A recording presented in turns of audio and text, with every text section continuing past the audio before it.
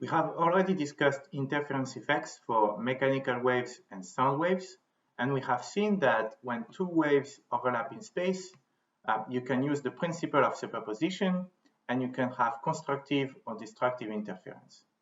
And we have seen the case of one dimension for strings and organ pipes, where there will be standing waves. And we have also seen interference effects for sound waves in 2D or 3D. Now, in this chapter, we will discuss interference effects with light waves. But before that, let's recall one of the key results from what we have seen on interference. Right? When you have two sources of waves, S1 and S2, and they overlap in space, then you will have interference effects. And if you look at a point like point A, which is at the same distance from the two sources, then the waves arrive in phase with each other. That means they both have their maximum at the same time, their minimum at the same time, and then you will get twice the amplitude of oscillations, and that is called constructive interference. If you look at a point like point B, where the difference between the two distances is 2 lambda, then you also get both waves to interfere constructively.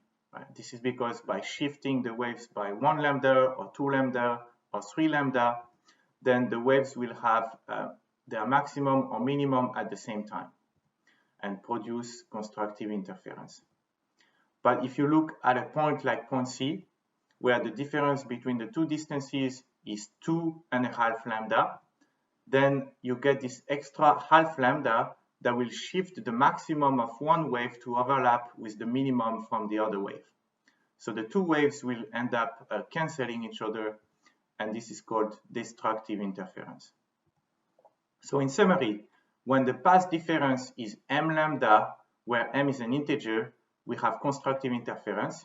And when the path difference is m plus 1/2 lambda, again with m any integer number, then we have destructive interference. What is important here is to understand that there will be interference only if you have waves at the same frequency and with a constant phase relationship between each other. Right? And we call this coherent sources. Now, getting two coherent sources of light waves is not so simple. Right? If you take light from two light bulbs, in fact, the light that is emitted has all kinds of frequency and all kinds of wavelengths. There are photons with visible wavelengths. That is the light waves that we can see, right, from blue to red colors. And there is also a lot of infrared light that is emitted by this type of incandescent light bulbs.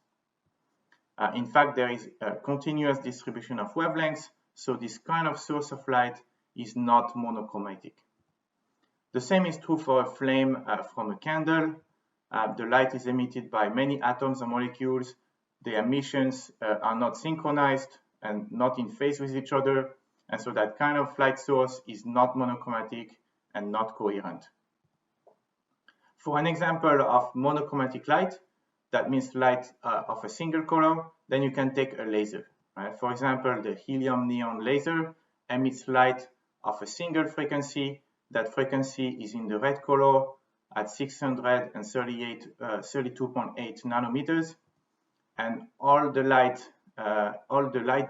from the beam is emitted in phase. Right? So the light from a laser is considered a coherent source of light. Now, to produce two different sources of waves with a constant relationship of their phase between each other, there are several methods that we will see in this class. Right? We have already seen that for sound waves, you can use two speakers that get their signals from the same amplifier. You can also have two radio antennas powered with the same transmitter.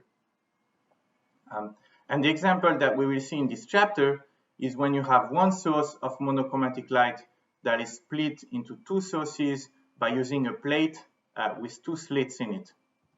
Right.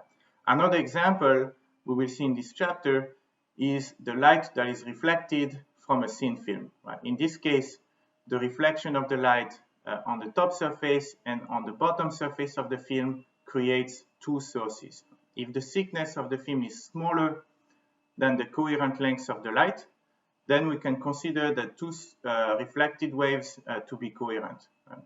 And they will have a constant phase relationship between them.